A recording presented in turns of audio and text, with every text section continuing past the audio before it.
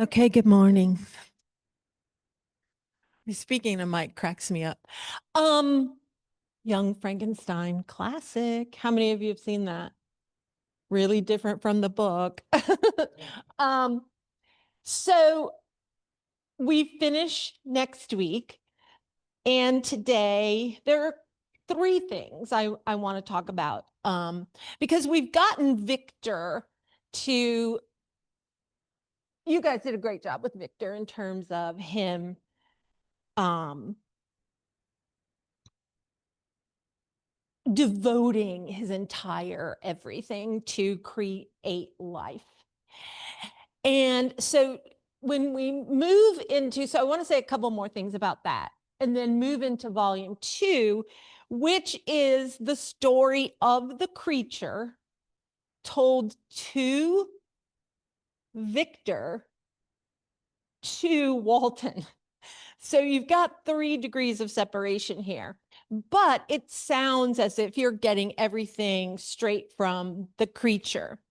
And the 2 major questions I want to grapple with today are, and here's a simple question. What does it mean to be human? Because as you go into the creature story, that's the central question. Is creation the same thing as becoming a human? And what are all of the attendant characteristics or features that you think are important to define what it actually means to be human? Because throughout this novel and pop culture, and apparently the news, people always think of the creature as the monster. And I don't know if you're going to feel that way. Certainly, he does some really bad things, right? But are they enough to make him a monster or unsympathetic in every way? And then I'm really just interested in your opinion about this inset story. That's what we call it in fancy school. This inset story of the DeLacy's, right? This family that the creature watches for at least, it's a year or 2, right? That is the weirdest story because you've got this almost kind of European classic story of a family that had power, and then there was all this intrigue and betrayal, and now they end up in this hovel. But then you've also got this girl, Safi, who shows up, and she's can't even speak any of the languages. Like, why it? Okay, students really struggle with this inset story because it seems so completely separate from the rest of the novel. So we need to grapple with, why is it in there? Do you think it's disrupting to the narrative, or is it really important? Okay, so those are our questions for today. I also want to, as we move into or towards next week, try to get you to think about, why are we doing Frankenstein in Sunday school, right? And of course, the easy answer is, well, it's about creation, and it's about the creation of human beings and what that means. And it's also about limitations and responsibility. And what I mean is, in a lot of ways, even though the subtitle is Modern Prometheus, Victor clearly, for most readers, is playing this godlike role. And I'm not going to do this because it would take too long. But if you pay really careful attention to the text, everybody gets Paradise Lost is in there everywhere. But especially Paradise Lost. Did you all have to read that in school at some point? But the real sort of focus in terms of Paradise Lost is on Satan, because the creature feels as though, rather than Adam, who is God's beloved creation, he feels like Satan. And so we want to grapple with that. The other thing I will tell you is that in literary studies, the vast majority of readers like Satan better than any other character in Paradise Lost. I know, right? What is that about? And this is going to become significant. And I don't know, even I, well, except for this, even I haven't read Paradise Lost in 20 years. Who can do better? Who's read it in the last decade? Anyone? Okay, beautiful. Ah.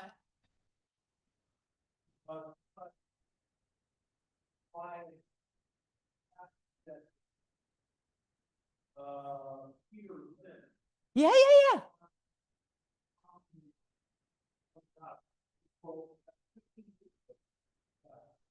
And when he talked about Paradise Lost, did he talk about how people like Satan?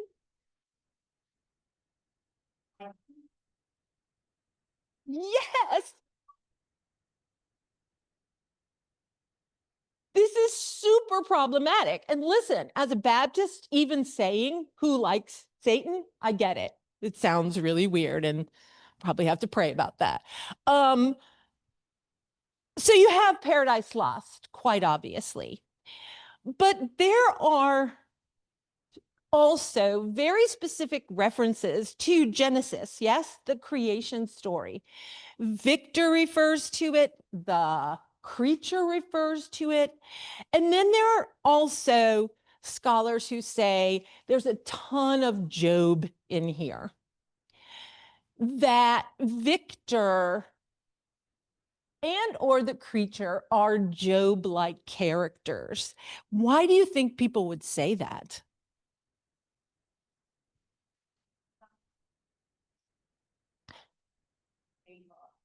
Yeah. Yes. Yes, that is the correct answer. That Job loses everything and remains faithful. And of course, on many levels, it's a book about suffering, right? And then redemption and faithfulness. And it's fascinating because maybe both of these characters lose everything. But do you, and certainly, all right, let me ask you this. Do you think Victor suffers? Frankenstein, Victor Frankenstein. Do you think he suffers?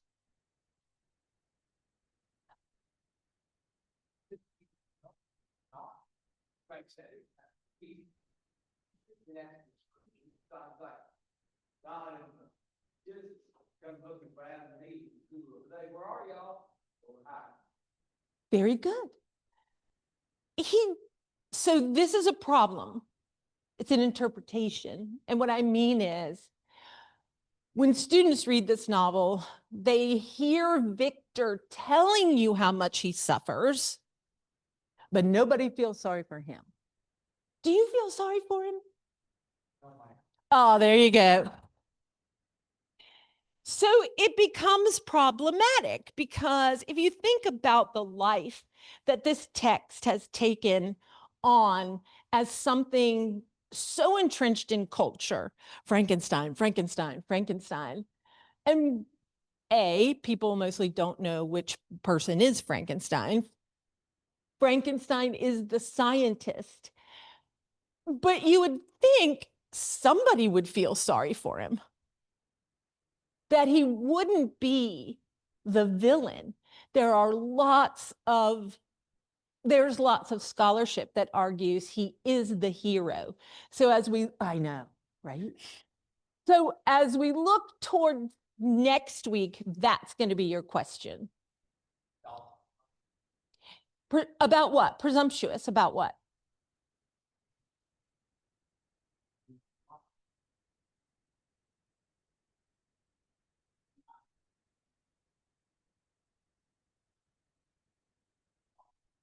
Yeah.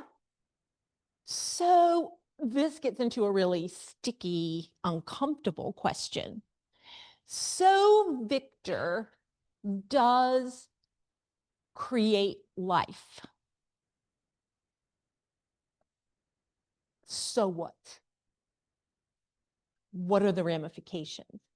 In other words, lots of people approach this text in this way that, well, he is overstepping his bounds as a human.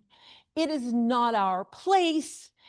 We shouldn't aspire in any way, like that's the one ultimate taboo. You do not put yourself in a godlike position. Yes? There's got to be a commandment about that. Yeah? Right? And he does. But if he creates life, why does he see himself as such a failure? I mean, he did do it.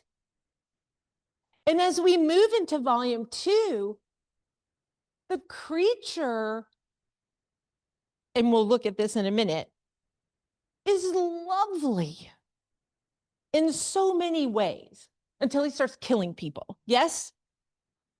I mean, he's just lovely. So what you get into, and this is the really hard part that you have to mire through as a reader, is, okay, so Frankenstein oversteps his bounds and creates life, this thing that every scientist and philosopher and natural scientist and philosopher have tried for centuries to actually figure out the spark of life. But the question becomes, what does that mean? What is a life? Is life just breathing and functioning? Or does it go more to this central question about, well, what God actually did was more than simply spark of life. He created humans. And that might be something different. And so I want you to pay attention to that as we move forward. So Frankenstein's ambitions about bestowing life upon the creature are nothing short of biblical proportions, yes? In the sense that just as in Eden, the Lord God formed man of the dust of the ground and breathed into his nostrils the breath of life, and man became a living soul. That's Genesis. Well, so does Frankenstein. Frankenstein toils, obsesses until he creates this life. What he's trying to do is animate lifeless clay. Yes? So what's the diff? What's the difference between the Genesis passage, which is God formed man, breathed into his nostrils the breath of life, and man became a living soul, and Frankenstein toils to animate lifeless clay? What's the difference? Okay, what does that mean? There's a Bible question for you.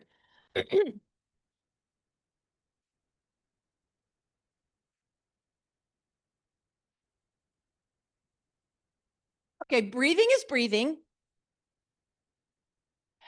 So, yeah, being made in the image of God. Do what?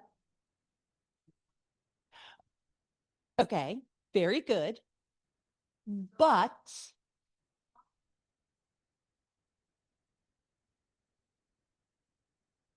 good. You're getting to all the right things that I have no answers for, which are in the creation of life, God imbues humans with a soul.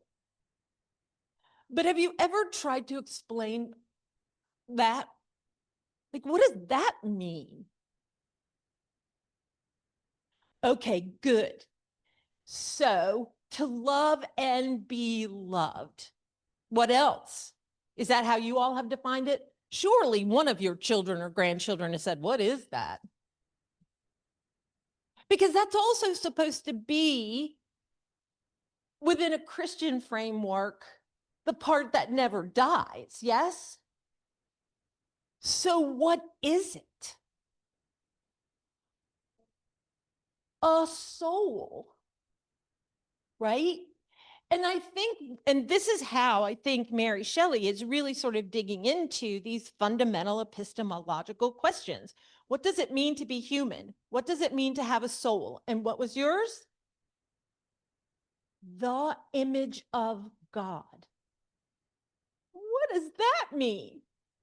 And think of over the centuries how people have interpreted the image of God. This basic sort of assumption that means he looks human. Yes? Oh, no, the Presbyterians don't go there. You have no pictures of blonde Jesus in your houses? What do you mean? That's right. I think that's presumptuous too. I think we're always teaching to kind of divide folks into folks that are like us and they think just like I do. And then the other, and they are not so much the Antichrist, but it's something to be feared, something to be abhorred and kept at arm's distance and controlled, put behind wires and stuff. So what we've got is all of these attendant problems about what it means to be human, yes? And what those really hard human questions are, which is, you know, sort of the basis of Paradise Lost. In this book, though, I think she's telling us that maybe a defining picture of being human is to seek to be in a relationship. Victor's on in the Arctic seeking his creature, like God and God being seeking Adam. But what is he seeking him for? Okay. You just, yeah. I mean, we know in the beginning in part 1. Oh, you are hoping they're going to work things out. Well, let's see what happens. But do you get what I'm saying? Like, this is that book. Yeah, everybody is supposed to have read. Mostly people haven't. We have the movies that are awesome, but really different. And what this happens with students, and I've told you this before, when they start having to read Frankenstein, they're going, ew, this is hard. Like, what's happening here? And what are these central questions? And when you ask, this becomes my central question in class, and they struggle. What does it mean to be human? I think the preacher had that question when he's spying on the delay. Yes, very good. Yeah. And this, I think, is a central starting point. Does being human, and then by extension, what the image of God is to love and be loved. And then what does that mean in terms of our responsibility, not just to the Creator, but to one another? And that's when this book becomes really uncomfortable. Yes.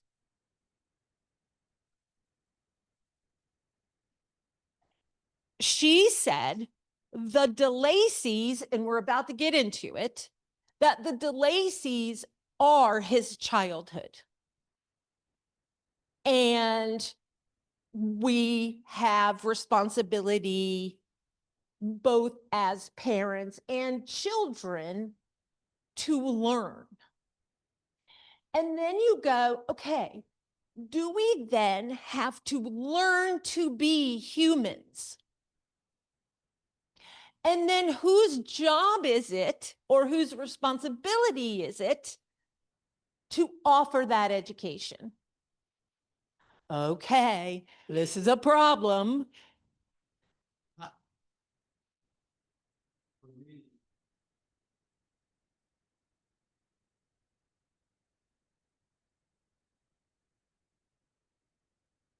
Yeah.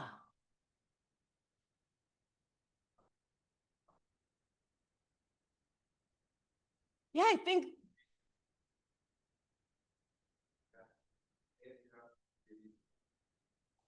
right. So that's, you are asking or commenting on.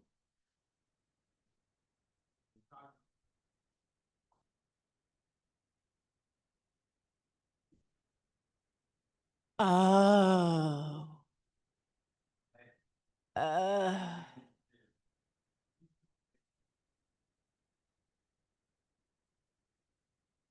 why does he do that? Okay. So all of the things you are saying are at the heart of the novel. Like just being able to create or even animate or reanimate.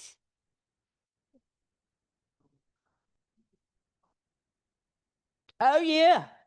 Oh yeah. Oh yeah. Yeah, yeah. Okay. So is that then human? Yes. Okay. Give me both of those answers because you're exactly right. And there's lots of stuff to say. Number one, does he create life? Because he goes around collecting all of the parts that society has deemed the most beautiful and puts them together.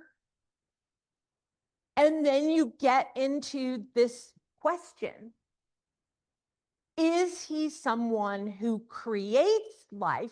He certainly sees it that way. And he sees that as a goal because he refers to the philosopher's stone and this spark of life.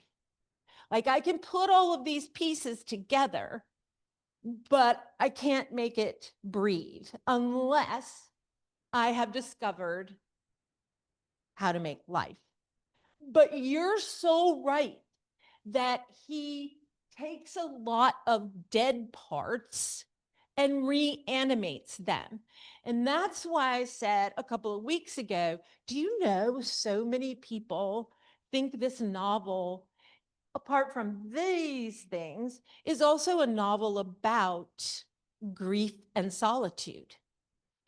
And, you know, Mary Shelley is really interested in this issue of solitude. In other words, does he create life? I don't know. He thinks he does. But apart from the self-aggrandizement where he says, oh, everybody's going to worship me and love me, but because look what I'm going to be able to do for humanity, what he says is, eventually I will be able to eliminate death. And this is a guy whose beloved mother has died just as he's going away to school, where he never enters into any relationships. And so this issue of socialization, I think, is huge. In other words, in order for the soul word to work, to love and be loved, the suggestion to me is there have to be other people. And that's when you get into the icky part that we'll deal with next week, where the thing about God and Adam is God also provided a companion. Very good. And then when we get to book 2, the creature says, I'll leave all y'all alone if you do one thing. What is it? Make me a companion. And then that brings us all the way back to the beginning of the novel, where Walton goes, all I want is a friend, a relationship. And Victor says the same thing. He had Elizabeth and Henry, yes? And we'll get into them later. But how much of our soul, our being human, is dependent on us?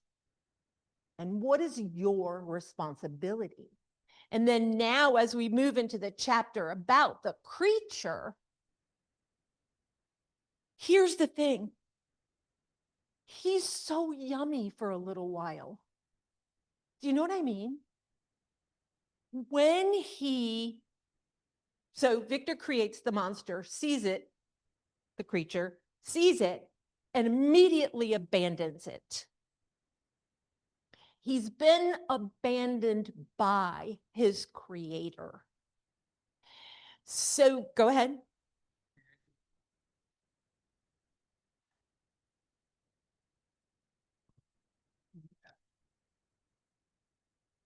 Yeah. Isn't that weird? There's so many things I can tell you that 20-year-olds say about that, like taking all the beautiful parts of everybody that you think is beautiful should make a beautiful person, but is a person the same as a creature? And then they get all up into it about, plastic surgery, beauty standards. But this actually does matter in this novel, because the thing about socialization is so important, being a part of a community. But what if you're not accepted by a community? And what are the things that make others not part of the crowd? What makes them ugly or unacceptable? Yes, we do. Yes, and that is, I think, Mary Shelley's, maybe not her biggest point, but one of her biggest points is, y'all, if we can agree as a group that really being human is about love, service, being loved, communion, being responsible, being generous, sacrificial, all the Bible lessons, then it gets really complicated when we go, okay, if we all know that, do we practice it? Or do we only practice it with the people we decide are worthy? And if we are doing that, are we overstepping our bounds? Do you understand what I'm asking? In other words, who's supposed to be deciding who is worthy and who is not? Who gets to be in the club and not be in the club? Who is lesser than? Because one of the other icky parts of being human, and this is what volume 2 gets into, is, okay, in Sunday school, we can all go love, sacrifice, generosity, but then there's also all the ugly parts that actually go into being human as well. And one of those parts is us determining what is beautiful, what race, what gender, what ethnicity, and then how do those things conflict with being in your chair every Sunday? Do you get what I mean? So she is pushing hard at really uncomfortable human questions.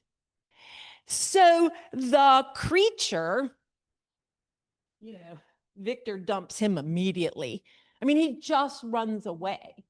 And the thing about Victor, and why I think Hank is holding out hope, is that he spends so much time telling you how badly he feels, how much he is suffering. That boy can't even go out for a walk without having a come apart, right? But at the same time, Justine. Do you remember Justine in the novel? So Justine is this poor girl. Notice how much poverty works into this novel as well. This poor girl that everybody sort of loves. And especially Elizabeth and Victor. And spoiler alert, Victor's littlest brother is murdered. And he's carrying a locket of his mother's picture. And they find the locket and Justine had been his babysitter caretaker for his entire life. He's a small child. And he's been strangled and left abandoned in the woods. And they find the locket in Justine's pocket, the locket that the child had been carrying. So she's arrested. She goes on trial for murder. Nobody will stick up for her except for Elizabeth. And the whole time this is happening, who's there and not speaking? Victor. He lets that girl die because he doesn't want everybody else to know what he's unleashed on the world. This utterly innocent, beautiful person. And he goes on and on about, I could just tell everybody right now what's happened, but now I cannot do it.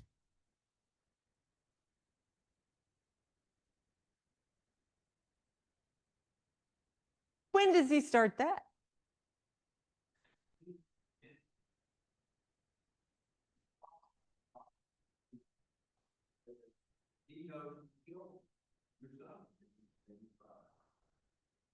Yeah, it's the rah, rah, rah, rah part that's problematic. He could have gone to the court and said, what? What's the tough sell?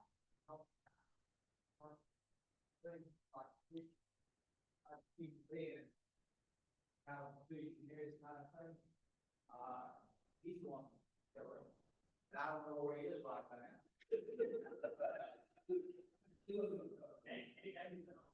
Okay, first of all right. Oh, I could tell you some hilarious stories right now, but how many lawyers are in the building? There we go. Tough sell. At the same time, who has power in this community? The Frankensteins. And even if it's a tough sell, he doesn't even try to sell it. Yes, you are. Okay. We're going to have a whole lesson. Lawyer, human. Lawyer, human. That's a joke. So, okay. Oh, you're doing this so well. So he doesn't, and he's tortured. He's so tortured. And this is what the book says at the very beginning of volume 2. Blah, blah, blah. Justine died. She rested.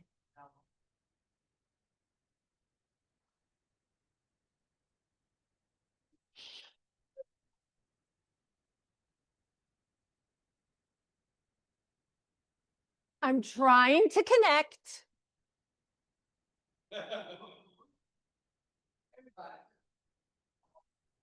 Oh, yes.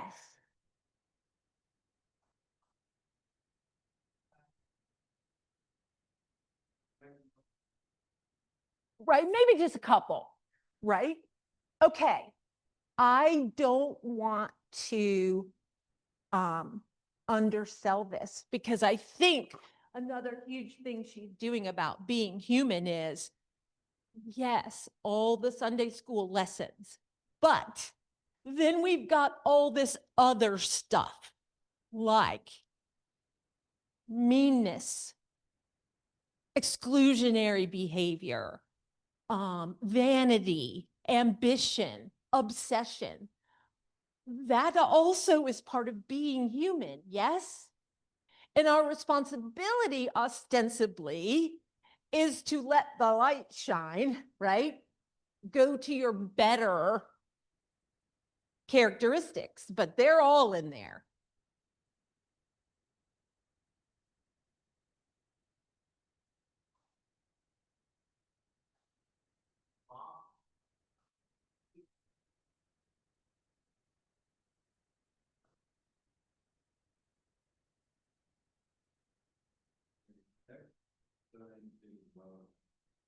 Yes.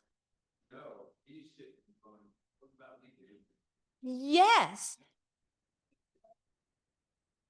Yes. I could do an hour on that. No, no, no. Victor's father. Remember, even at the beginning, as a boy, Victor says, oh my gosh, my parents were saints and nobody had a better childhood than me ever, until they started having other children. And then he starts reading comic book science. Yes.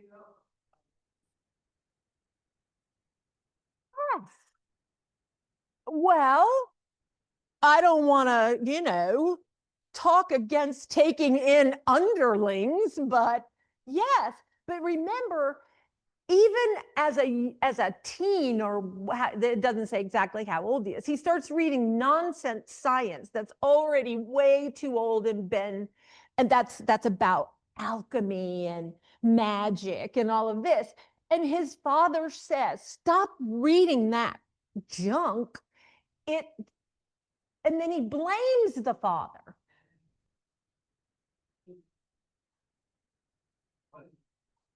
Yeah, happy, happy. But even from the beginning, Victor takes no responsibility. Yes, I read those stupid books. Then I came to college, and the first professor said, stop reading those stupid books.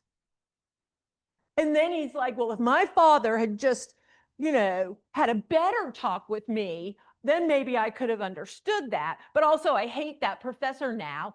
I want a nicer professor. And it's so interesting because this issue of responsibility is absolutely imperative. What is your responsibility? Not just to your creations, but to all the other people that you live with in the world. So, volume 2, we get to hear from the creature, and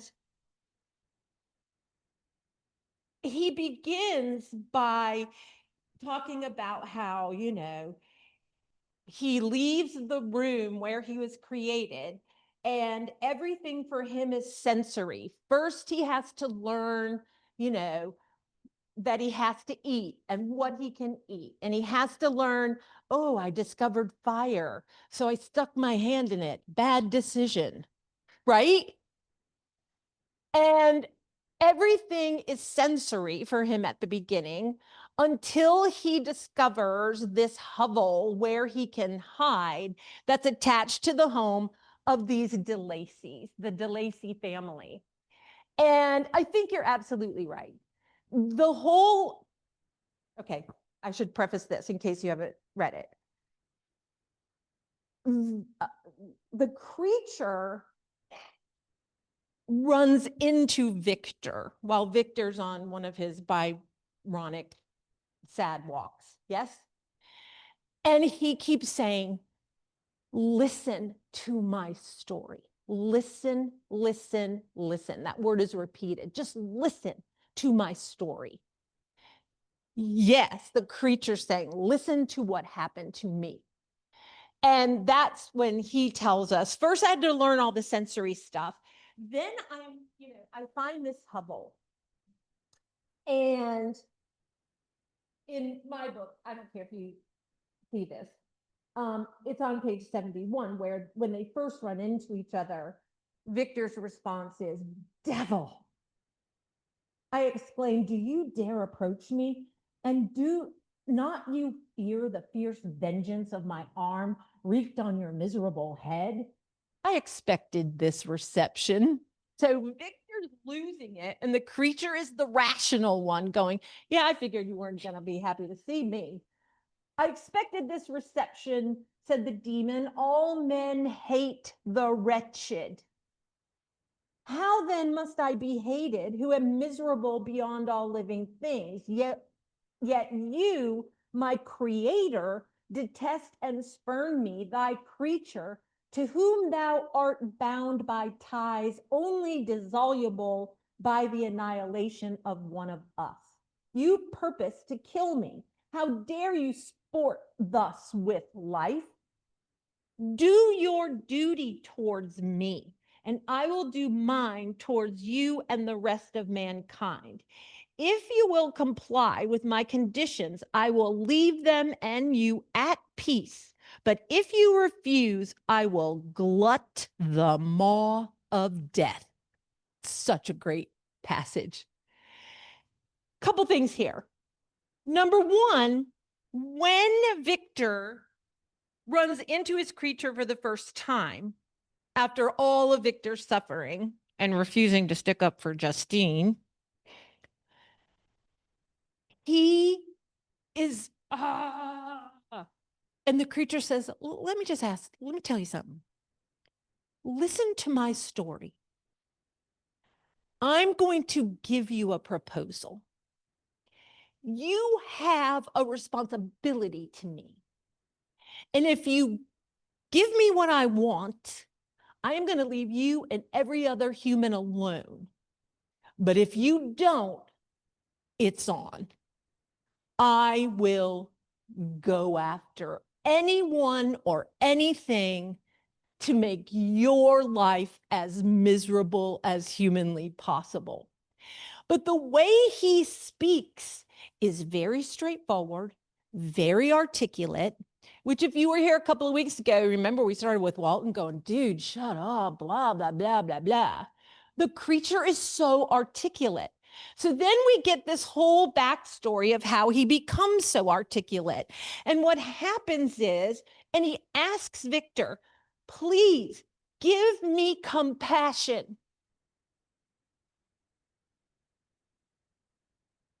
I know I'm a freak to you, but give me this. Just listen.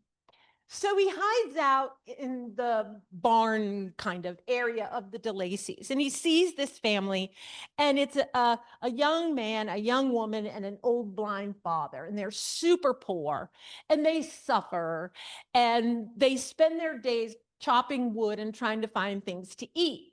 Meanwhile, the creature starts out by stealing food at night when they're asleep. But then he recognizes, oh, these people are kind of lovely. So at night, this is very fairy tale stuff, folklore stuff.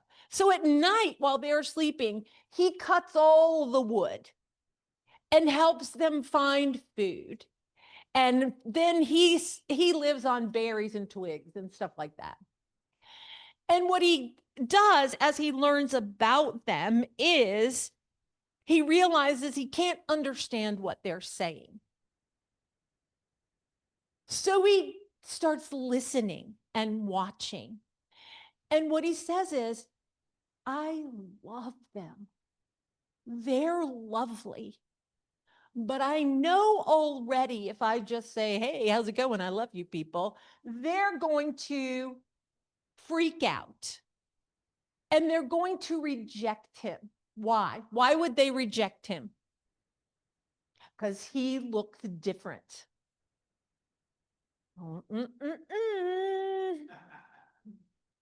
So he just stays and stays. And in the course of this, he learns to speak their language. He learns to understand. He loves them and he is desperate to connect with them. I need companionship. And he tries to figure out a way to do that. And brilliantly, he decides, well, I'm just going to go talk to the old man because he's blind. He won't see me, so he will like me. And they go into this conversation and it's working. Until what? That's right. The rest of the family shows up. And of course, they have this visceral reaction and he has to flee again. And he's telling Victor, this keeps happening. He sees a little girl drowning. And he goes in and saves her because she's an innocent child. He does something utterly human and self-sacrificial. But as soon as a grown-up sees him carrying the child, he's attacked again. Why? Because he's different.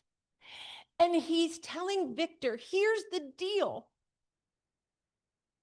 I can read now, and his reading is great. I could do a whole hour on the things he reads. One of those is Paradise Lost. He reads, he's articulate, he loves people, he wants to add something to society, but he is not like them. And so there's no place for him, period. Is he sympathetic? Do you like the creature as I've described to you? Hank thinks I misspoke. What?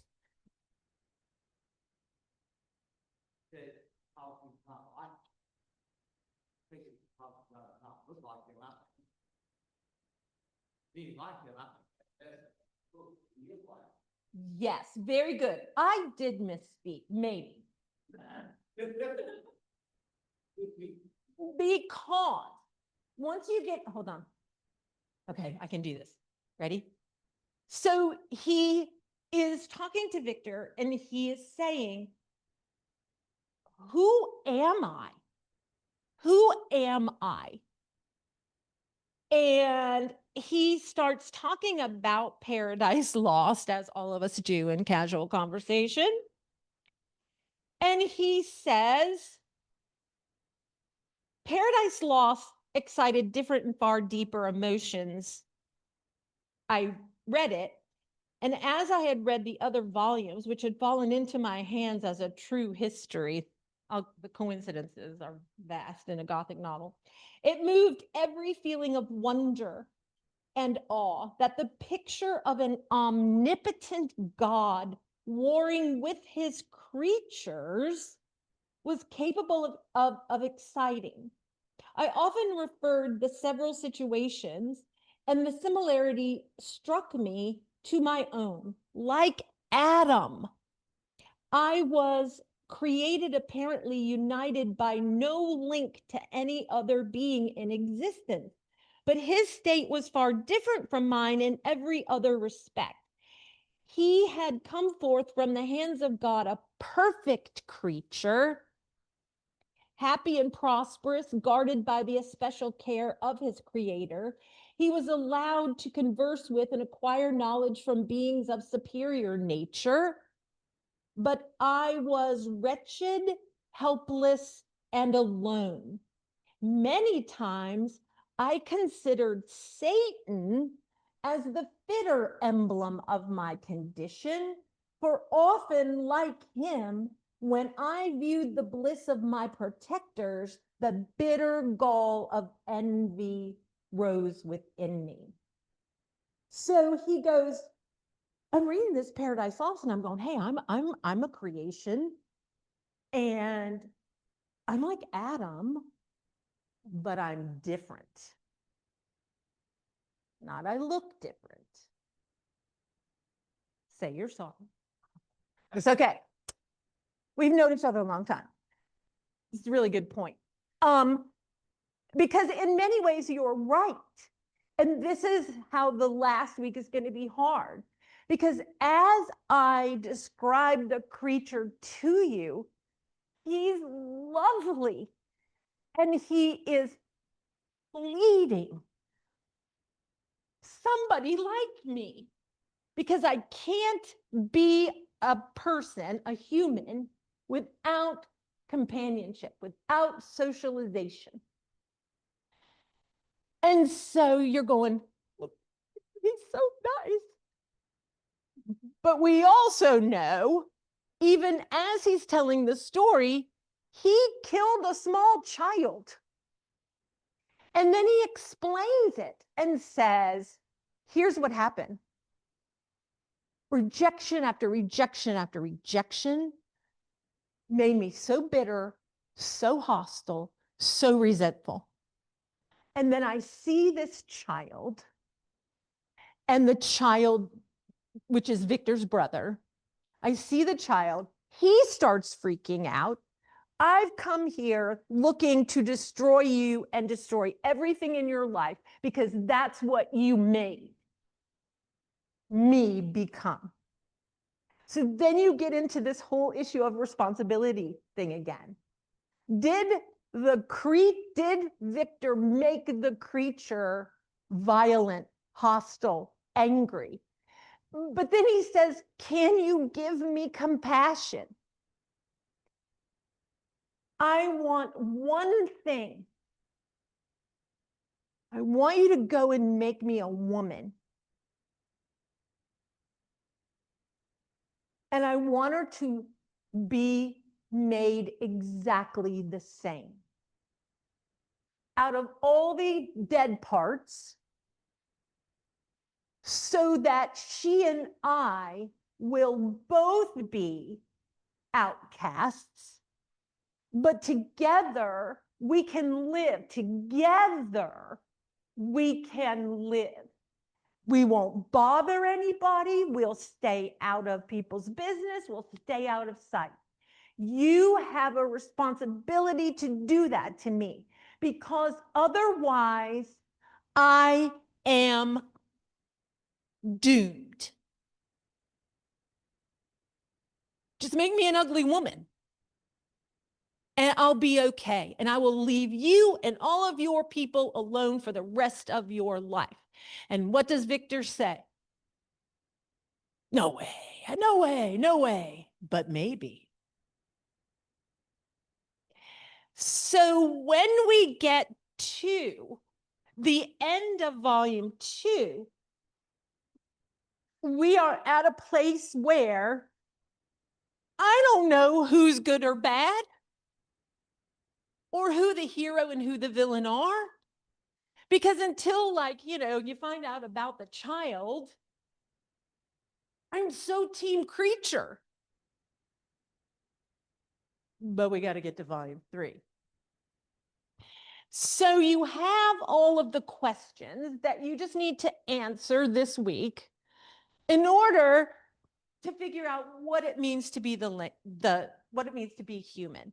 What's the function of the De Lacy story? It's the creature may be learning to become a human. Do we have to learn to be a human? And if so, what are those lessons? And who's responsible for those lessons? And do those lessons include loving and being loved by everyone, not just the people like you? I'm good at this Bible school. Baptist.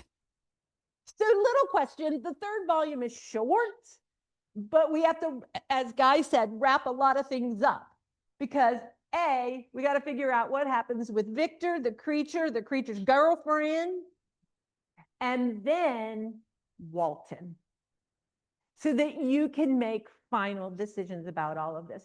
This book is so good. It's just not what you think. Do you see what I mean? That said, love a little Mel Brooks.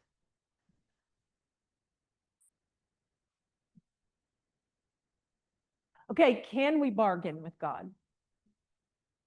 We try, don't we? I've done it. Yes. Yes. She said, but can we bargain with God? And I went, well, we try, don't we? And she said, is that another connection to Paradise Lost? And I said, yes. Volume 3, short. We can do this. We're all going to be such better humans and Presbyterians after this. All right, you guys, have a great week.